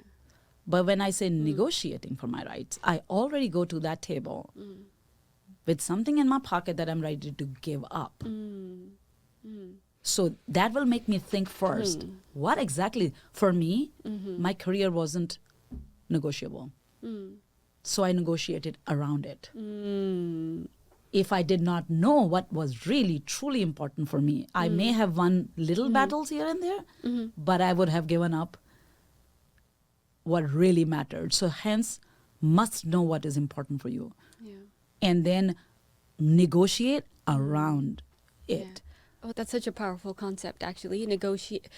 Replacing it with negotiation, because everything is a negotiation, and then no one is losing in the process, right? Because again, winning and losing is a very binary way of thinking. And why should anyone have to lose? Yes. Yeah. In everything that we do, and especially as we go into our work environments and it's competitive and it's cutthroat, and it doesn't really help anybody, right? When you're in those environments and you're building your profession and you're building your life, you don't want to be in that energy, but you'd be like, okay, let's talk about it. Where can we meet in the middle? Exactly. And I've noticed that in our young female executives from all backgrounds, but a lot from Pakistani Muslim backgrounds as well, that once they come to that C-suite, whether it's a non-profit or for-profit, they just, there is a totally different skill set there. Totally different skill set. You are a leader of people. You and your feelings come second, if at all. And many times there's an implosion. I don't know if you have ever noticed that. There is an implosion that all of a sudden he doesn't understand me, or it's a boys' club, or all true statements. But are you willing to negotiate for that? Don't fight it. Yes. And then negotiating yourselves to the top is not giving up or giving in. Yeah. It's being strategic, like you said earlier, or smart about it. Yeah, be smart Be about smart it. about your choices. Yeah. What are you going to do? It takes a woman Yeah. forever to get to become the dean of Harvard. Yeah. You can't get taken out. Just can't get taken out. You just cannot get taken out. You need to learn, and you need to not trust some of the other. I wouldn't say you shouldn't trust. You should have a trust surrounding around you where people are telling you the truth. Yeah. So your advisors are actually honest, sometimes bitterly honest. Yeah. Yeah. But if we go there not strategic, you will follow someone else's lead and end up. How long does it take for one person to get to the position, especially if you're coming from minorities? Yeah. You can get taken out. Yeah. You got to be wise about it. You got to be. You got to People build say, I those don't like relationships. politics. But you got to build those Oh, relationships. 100%. And And, people- they have to be genuine. They have to be genuine. And about, I don't like politics. Our existence is political. Yeah, great. You don't like politics, but I don't know what that actually means. Yeah, exactly. Exactly. Because yeah. politics is not like a flavor of an ice cream you like No. or not. It's a way of life. Yeah. You Yeah. don't like politics. Politics doesn't like you either. Yes. Guess what? Yes. The consequences, politics Yeah. ain't going anywhere. Yeah. Yeah. So then when you're negotiating, you're choosing to not like politics I and then think choosing this was a something else. very colonial, I want to use that word carefully, but Yeah. way of like you must fight yourself out of things. Yeah. Sure. Yeah. How about you negotiate yourself out of things? And the liberation of not having to all the time be fighting Oh for my something. goodness, the parasympathetic brain, Yeah. which is more restorative Yeah. rather than the sympathetic fight Yeah. and Yeah. flight brain, which is getting your blood pressure up and you're like aging much worse compared to, okay, before I Yeah. go to that meeting, Yeah. I need to see, and don't take your emotions there. Take your data. Yeah. If you're worth something, Yeah. start from the data. Say, this is what I did, Mm. and this is how it is to, and be your own brag book. Mm. Yeah. Yeah. Don't put a lot of words, and I see that in like some of the organizations that I work or I volunteer, and when guys stand up to talk, they'll say, I sold this company for $1 million and I exited for $1 billion. And then when women stand up and they'll say, we did very well. I've had a good career I'm really happy about, but they won't talk about what it is that they did. Yeah. Because it's just, we are fine yeah. that way as well. Yeah. But understand and in my opinion, invest in your children is where your advocacy starts, activism starts, I think that's the community. You change them. And I think for a woman, it is very important. I've seen many places when the sons grow up, the mothers are hesitant in giving their opinion or defying them Yeah. because somehow there was a tradition. That's how you earn their love Interesting. Yeah. rather than calling them out. Yeah. There was this thing that Yeah. if you're... Culturally. It is. I perhaps, don't know if you yeah. have... Yeah. Yeah. It is because... And I see that here as well. And I'm like, oh, wow, we brought that culture and metastasized it here as well. Yeah, we had an opportunity absolutely. not to. Yeah, absolutely. Which is fine. But Yeah. so I was, again, talking about negotiations. I was doing this in the mosque. Yeah. This was like several years ago, 8-9 years ago. I was doing a leadership lecture to the young women who used to come to the mosque. They were in their 9th, 10th grade, first year, like college freshmen. So I sat together and talked to them about what leadership meant. And one of them said, I want to be a lawyer. And I'm like, okay, great. And she's, but I want to go out of Houston to study. I said, okay, so what's the problem? She said, my parents think I'm not mature. I'm like, oh, okay. And how do you handle that? She said, I told them I'm going to run away. And I asked her, I said, oh, wow, do you think that's mature? Yeah. She said, no. I'm like, why not? And she said, oh, I play it. No. Yeah. That's exactly what they're afraid of, that I may make poor choices. Yeah. So I said, what are you going to do? So I don't know. I said, just go to them and say, how will I prove to you that I'm mature? Yeah. Yeah. Give me. Yeah. What is it going to take? And then Yeah. she's actually studying outside of Houston Yeah. in law school. Yeah. So Yeah. No. that's the kind of conversation we now need to have. It's like we need to come out of that mentality of now women have a right to vote. If you choose not to vote, let's not blame that we didn't get a right to vote for many. Right. First of all, Right. Muslim women had right to vote for Very long time. some years. Yeah. Yeah. But what I'm saying is, Yeah. we are Muslim women, but we are in America. We're American Muslim women. So this culture and its policy directly affects us. And I think it's very important for us to have these spaces where safe spaces, but also brave spaces, as one of my friends says, where you can actually talk about these things without judgment. And sometimes it's not, we want young people, there's this like generational divide Absolutely. where we don't see them. And you may have felt that too, Yes. because you're born and raised here probably, if not. Yeah. No. So I came to the U.S. I did my college here. Yeah. Yeah. And there's a lot of that. But there was a divide, absolutely a divide in which, the way my parents think or the way I think, and I see a lot of younger generations. And back to that example that you gave, in that your parents will say, or the society will say, that I think you're too young, or I don't think you're ready for this now. But then it goes back to negotiating that instead of being a victim of that, Yes. a victim of what my culture is saying, what my family's saying, what the society's saying, okay, how do I negotiate with you? Because that's always been my strategy, because it's not, like my parents, I left home at 16 to go to a boarding school in Hong Kong. My parents weren't on board for that, but I wasn't going to run away, but I was going to have that conversation with them. Like, what is it going to take for me to be able to go and do this? So that later on, I can't say that I didn't try my best and then just say, I'm just a victim of my parents. Right. And there Yeah. are people who unfortunately have no choice. So I tell people that you choose from your menu. Yeah. So if you're in an Italian restaurant, you're going to have Italian menu. Yeah. So if you need to get like a Yeah. Mexican dish, you need to go to a Mexican restaurant. So sometimes people just have Limited choices. limited choices. Absolutely. But for people who don't have limited choices, don't limit yourself. Because when you're American, your choices are actually quite And wide. then once you Yeah. do get that choice, then go to another woman. Uplift her and go to another man and educate him about how to be an ally. And that's where you connect. I actually gave a lecture one time because I give lectures around. One of my friends, one of my patients' daughter actually runs a nonprofit in the prison. So she said, can you come and talk to these women and give them some kind of leadership lecture? Yeah. So I'm like, already in my head, I have a leadership lecture and I'm going to give a lecture in the prison, never given it. It was a specific program called Bambi program. I'm still not very clear between the jail and the prison, but then they were all like held there. So I walk into this room and she said about 25 women, ages from 25 to about 45. Yeah. And I walk in and I was blown away. I was like, I've never seen anything. I never felt like this. There were like these 27 women sitting with 21 infants in their laps. Wow. These infants were born in the jail. Wow. So these women were either pregnant or, I don't know, got pregnant there. Yeah. And they're allowed to keep that kid for a year. And if they don't do well or then they take the kid away and give it away to. And I was like, I had to get out and catch a breath. Yeah. Because I'm like, what choices, what is on the birth certificate of this child? And this child is the kids were all like infants. They were all happy and smiling because they're in their mother's lap. Yeah. They don't know where they are. Yeah.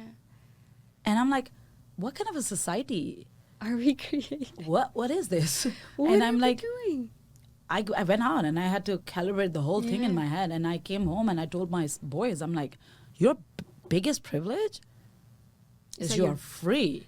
You're not born in prison. You are free men. Yeah. You better live up. You owe people. You owe society something.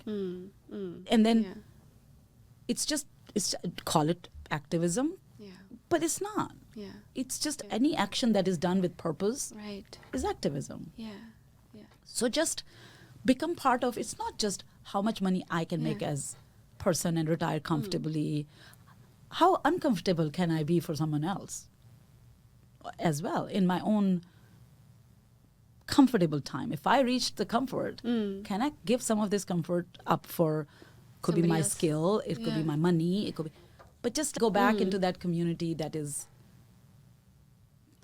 there's not a need. Yeah.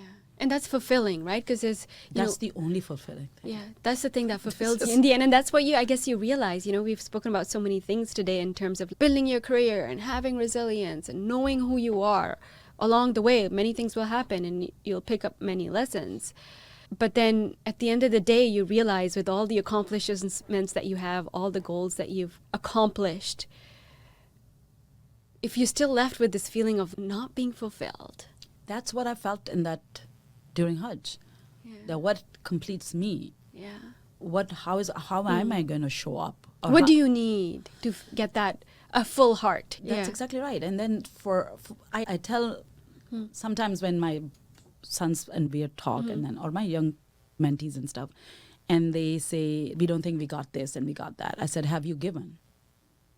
Because you never get fulfillment by receiving. Right. You got to give. Yeah. It's only when you start giving, you realize how hard it is to give. Yeah. And that's what actually gets you fulfilled. So I tell my mentees that today you're a mentee, but tonight you need to be a mentor. Right. Go give what you got. To somebody else. Offload it. Don't get your emotional attic full of, I don't have enough, let me get more. Yeah. Get it off. Right. Go give it out. So I think in a way, I know you've asked such beautiful questions. I have a question. It may be a little unusual for you, but Yeah. why this podcast? A lot of different things, but I mostly started it because I wanted to give that hope to the younger generation, right? A lot of these Gen Zers, immigrants who are growing up here, second generation, even third generation, and left with a lot of questions. Often they don't know the stories of great people who came before them and who've actually built something. So I think for me, it's highlighting and capturing these stories of people like you who have built something from nothing, but then also really provide these stories and show how we can live as who we are, unashamed, and get these important lessons from you guys to find purpose. In some way, you said you clicked on that one podcast and you found the answers, and I'm hoping that this podcast could do that for many people. That's how I started off a year ago, but then I feel like so many things have happened over the past year that I am seeing so many young Muslims in particular, a lot of young immigrants feeling like, how do they reconcile with what's going on politically in the world and living in this country that they have embraced and they do love and they want to continue serving. But how do they make sense of it, and how do they make sense of living true to who they are in this country? And I want to show them the examples of people who are doing it in a great way and hopefully provide lessons that can help us. I think this will be very instrumental. It's the same thing what you're saying that young people are going through right now, but what being a Muslim is. Yeah. American Muslim was compared to the Muslim of the world. Yeah. Yeah. How do you reconcile that? And for that, you got to get into that discomfort. And have those conversations. You just have to. And you have to build relationship with other people because it's a relationship Yeah. and it's the story Yeah. that's going to move the needle anywhere. Yeah. Because we are meant to live in community. And these relationships is really what makes us whole, right? Because when we talked about fulfillment too, it's about giving back to community or doing something for somebody else. And that's about building that rapport and relationship and understanding how you fit into this world, what your connection is to everybody else. Right. It's a difficult time. It's a difficult time. It's very, especially for people who are, like for myself, I had a complete reality before I adopted this reality. But for young people who are, my children included, where this is their reality, there is a bit of a difficulty in now weaving, or like, nothing grows unless the surface cracks. Right. Like a seed, the seed has to crack, then the earth has to crack open, and only then will this like little plant is going to come out, and then only then. So it's this whole process, that cracking of your own ideas and cracking of your comfort. And before you tell people you're a Muslim, you need to ask yourself what actually being a Muslim means to you. Or, what is this identity that is being threatened? And how do other people come in to this? Once you grow out to be a big tree, who are you going to take under your shade? Yeah. That's such a beautiful analogy, actually, because I think that's what's happened is we're starting to see the cracks. And we are feeling the pain. And we're feeling the pain, and then you're like, but also understanding their growth pains. They are growth pains. Yeah. They are evolutionary pains. They are growth pains. Yeah. They are, but they are pains also not to just get. It's also get ready that once we as Muslims become collective power in America, Yes. what does it look like for America? Yes. Will it make it better? Yeah. Or are we just doing all this because we need to just gain something for ourselves? Because that's not what Islam is, to be ihsan, to be better for everyone around you. Universe, society, environment, plants, insects, people. Coexistence. Coexistence of everybody, right? So my goal is not to come here and make just my community better, right? Because it's really about coexistence and uplifting everybody. Right. And having spaces for everybody. And I think that's important. One of the interfaith events where I heard you talk, one of the rabbis said is we also have to move away from this mentality that my religion has what's the word that you used? It has the monopoly on truth. Like respecting everybody for their beliefs and who they are and where they come from and what their experiences are, and then living within that and not being ashamed of who you are and what you come here. It's very, because isolation isn't the answer. Yeah. And actually perfection isn't Yeah. the requirement either. Yeah. So I think a lot of, and I've gone through this, just confusion. And do I embrace my identity of being Pakistani Muslim, or do I just not talk about it and just seamlessly move into these circles and be comfortable? But you can also be comfortable embracing your identity and where you come from. And I've only started doing that more recently, in that, yeah, I'm a Pakistani American and it's okay. Absolutely. And also, I think giving space, I think it's very it's very nerve-wracking as a parent when you're hear the disjointed thoughts in your children's mind when they speak, because then things will come out like what you just said. Yeah. If you play this clip, Yeah. then people will like, oh my God, she's not comfortable with her identity. Does that mean she's changing her faith? Does that mean she's gonna? Yeah. It means nothing. It means that there are some disjointed thoughts that You're need just some exploring. space. You're exploring, just hang tight. Yeah. Let's just give them some space. And I've seen that my younger son, I've learned so much from that kid. He's 23. He's a classic Gen Z. Yeah. I asked him to do something and he's, no, Mom, I'm busy. Then I say, what are you doing? He's nothing. I'm like, how can you be busy doing nothing? And he's, no, I'm really very busy. Okay, what are you doing? Nothing. So I said, can you please teach me how to do nothing? Yeah. So I sat with him on the dinner table one day for 30 minutes. Yeah. So he can teach me. Yeah. And he just sat. And I was miserable. Yeah. And He was fine. it was fine. So it's like, so I asked him, I'm like, Why do you do this? and he goes, Mom, it's not that deep. It's just life. And I'm like, gosh, that's deep. You know, it's like, whoa. It's really not that just deep. It's okay to let this. And then I went back to when I was a kid and I was allowed to explore my strengths, different from my sister's strength, then my cousin. But then at that point, because it was a homogenous society, we were not as angst. Because everybody was thinking the same. Yes, yes. So here, that's what I'm saying. We need to create this set of good values, teach them, and learn from them. They will, sometimes the best teachers are our own, they call things out. Yeah, absolutely. They'll call things, like when he said it's not that deep, I'm like, oh, geez. I'm making It is actually not that deep. He just took a gap year. Yeah, For me, a gap year is, what are you tired of? right. Just like, Yeah, and I think I often say this, like, what college does to you is like, we don't realize, but college is so busy. Every minute is like you're doing some activity, you're yes. volunteering, you are like trying to make your grades, and they prepare you so that you live your life like that. And so when you go to work and you're not busy every single minute, and you take a weekend off, you feel something is wrong with you. So there's also realizing, just doing nothing. yeah. And thinking that is also very productive. Oh, it's just giving yourself this liberty that I'm not going to follow by the Rules. of success and failure. Said, sure, everything has to be within the norm, but not everyone is maturing. Kids are maturing socially, because pandemic just took 3 years of their social interactions. That is true.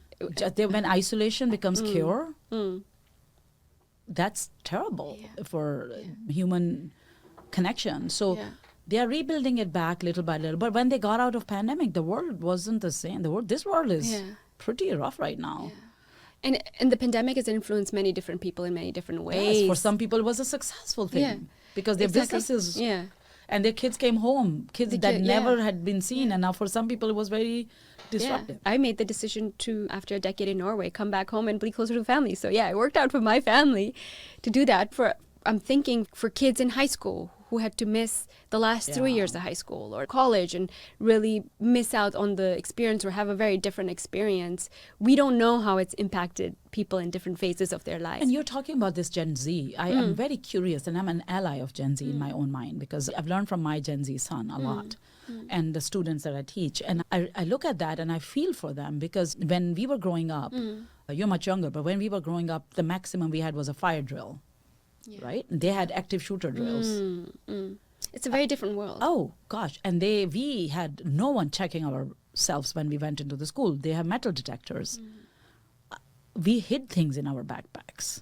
Who hasn't hidden a pencil from a friend and brought it home? Their backpacks are transparent. Interesting. And they saw some of their co-schoolmates murdered.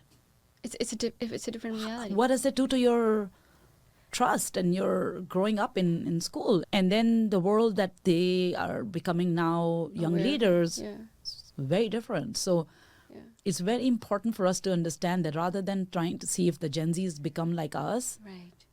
learn what they are, what moves them, and be their ally, be their advisors, because they're gonna actually lead us for the next 40, 50 years. Exactly. And I'm actually very ready for that, please. I think it's time for us to have 80-year-olds go home, I know. rest a little.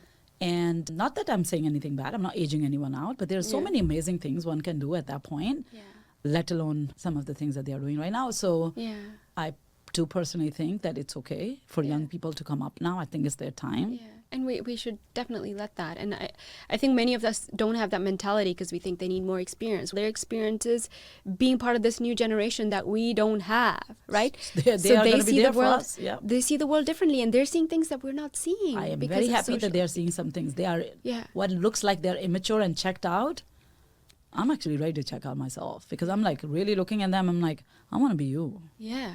So, I want it not to be that deep some days. So a great message for our Gen Zers listening is there's a lot that you inspire us in what you see. And there's a lot that you know. And there's a lot of insights that you have that we don't have. And we need that. And you need a seat on the table. And then teach me. My message to your Gen Z listeners is teach me how to be your friend. Teach me how to be your ally. If I say something that in my conventional wisdom is said with the good intention but didn't land good with you, tell me how to say it right.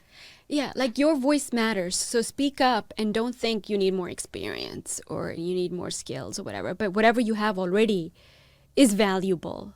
And we can valuable. Let's build on that. So a great note for us to end on. And one question that I want to ask you before we end, is there a book that you could recommend that has been transformational for you and you think everyone should read?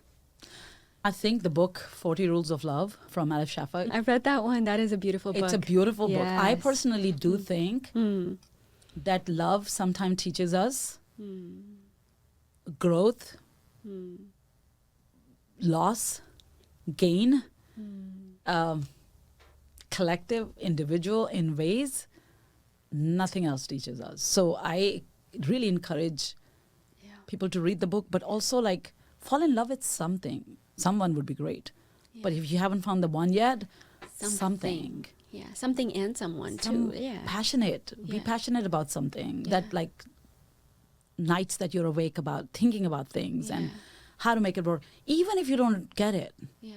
And it can change too, right? Oh, goodness. It does change. It does change, yes. And that's okay. People say that book gives very good rules to live your life by. So it's a great book. I remember when I read it many years ago now, so I need to go back and reread it because I remember it was on my favorite books for a very long time. So thank you for that reminder, and thank you for coming here and sharing such great lessons and wisdom from that, being honest with us.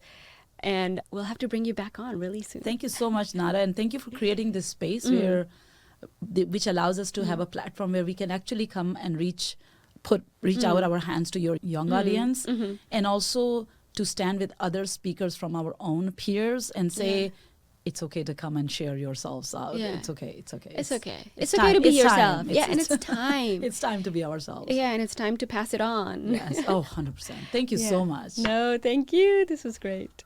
Thank you for listening to the Something from Nada podcast. Hey, you made it this far. Give us a like and follow. If you'd like to learn more about how you can be a guest, a sponsor, or want to learn about my book, Determined to Lead, head to my website, www.nadahmed.com. That's www.nadahmed.com. Thank you.